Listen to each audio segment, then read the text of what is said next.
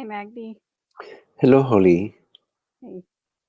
Um, so I just wanted to double check my understanding with something, which is that when things come up associated with the me, anxiety, separation, these sort of things, that the approach really is just to not fight with them, to not push back against them, to allow them to storm, and in a deeper way being in touch with the stillness. Yes, you could say that, Holly, but also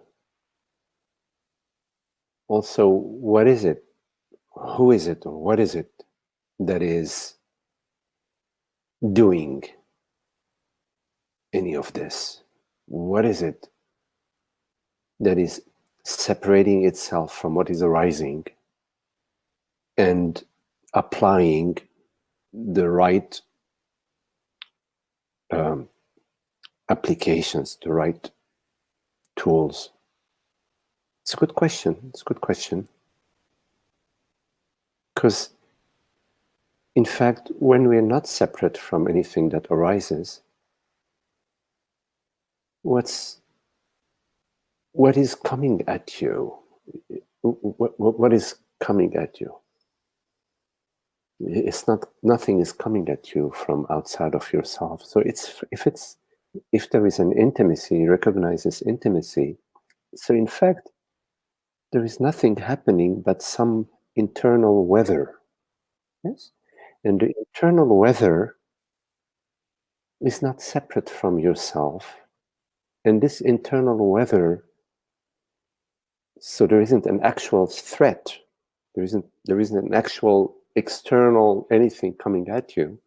And this internal weather is arising in the space of awareness, which is intimate with what is arising because it's not separate from you.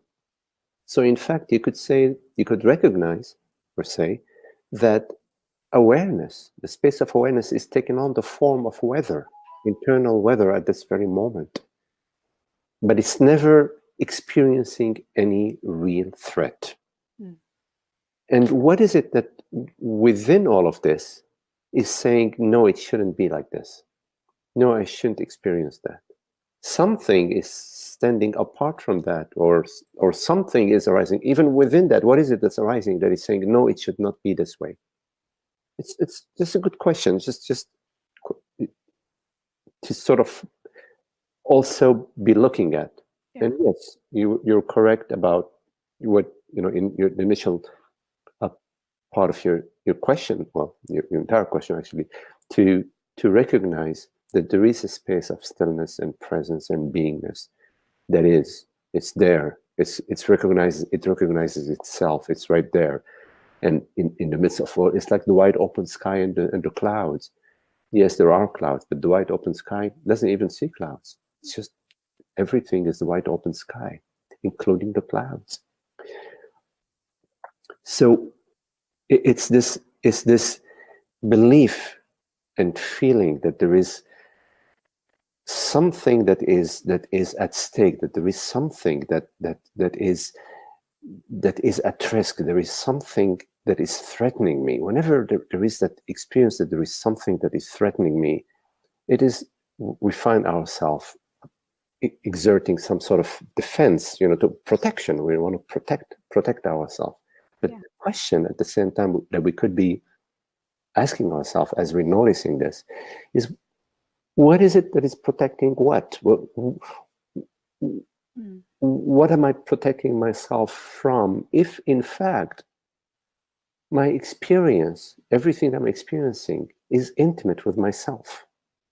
What is it that is really being threatened? I don't know. I just ask myself that question. What is it that is experiencing a threat? So I'm wondering, like, what is it? So you may find that when you look at this question, you may find that there is some image of yourself maybe a vulnerable image, or an image that can be affected by something else. There's some sort of image, and of course a feeling too within yourself, that there is something outside of yourself that can hurt you, that can harm you. Yeah. And I'm not talking about the body. Of course, the body, you're not going to stand in front of a truck. You're going to step. There is an intelligence within the body. You're not going to starve yourself when you're hungry. The body, when body needs to be fed, it makes sense to feed it. That's not what I'm talking about, right? I'm talking about this psychological sense of separation that comes hand in hand with a sense of lag or threat. So it's good to be looking at, to be wondering about that, like not talking about denying it, but to be looking into it, to be asking oneself, what is it? What is that? How real is that? What, am I going to live the next 5,000 years with that? I mean, let me look at it and see its emptiness. It's really empty. It's like we are scared from a shadow that looks like a Dracula, So we are afraid because, but then when we see it's a shadow of a bush or a shadow of a tree or a shadow of some object, we realize, oh, what a relief, right? I mean, Right. So yes, it is noticing the stillness, noticing the vastness, noticing that there is a dimension within our experience that is untouched by whatever arises. And we can see that, as we keep turning our attention to that which is real, which is not like a thought or an image or a memory, which is not phenomenal, the awareness or consciousness, whatever, the word don't matter, the name doesn't matter. It's just to notice that there is an aspect to your experience that is completely untouched and unthreatened. And of course, there are images that feel threatening, because we're not trying to deny the images or the feelings that are arising. But it's also recognizing that there is a dimension that is completely untouched. And then you may notice that the images that are scary, they relate to the belief in being a separate self, an individual, that being a woman or a man or somebody who is in time and space, an object in time and space. And when you objectify yourself, even whichever way you objectify yourself, even a great doctor, great whatever, you have separated yourself, and you've separated yourself from others and from the world. So there is a mutual arising of the personal thought, the I thought, and the me feeling from the world and others. And then there is good people, bad people, good events, bad events, a good world, a bad world, and you're always experiencing this instability of the limited personhood. So in your question, I just want to point that in your question, like what is the right thing to do? Be watchful within this question. Who are you trying to protect?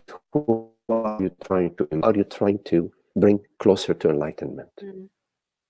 Mm-hmm.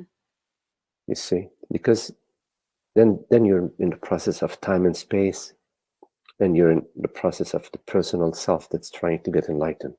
Yeah.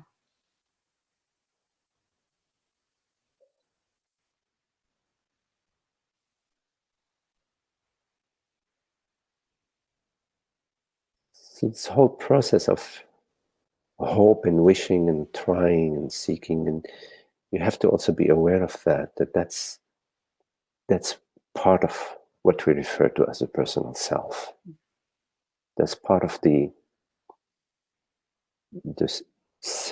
separation.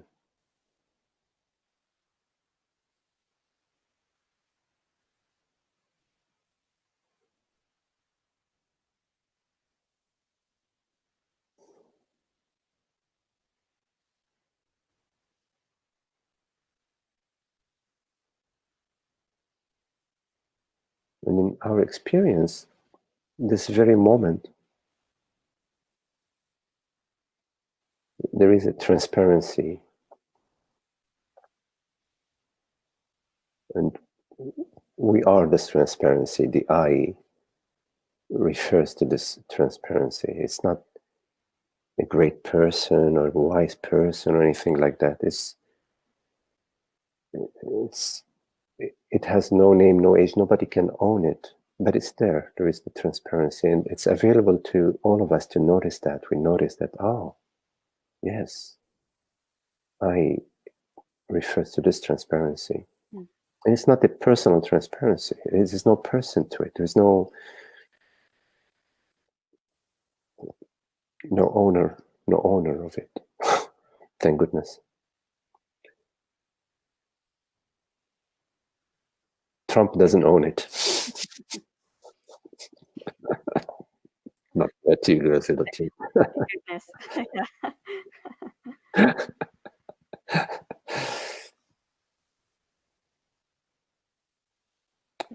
Thank you. Yeah. Okay, Holly. Yeah.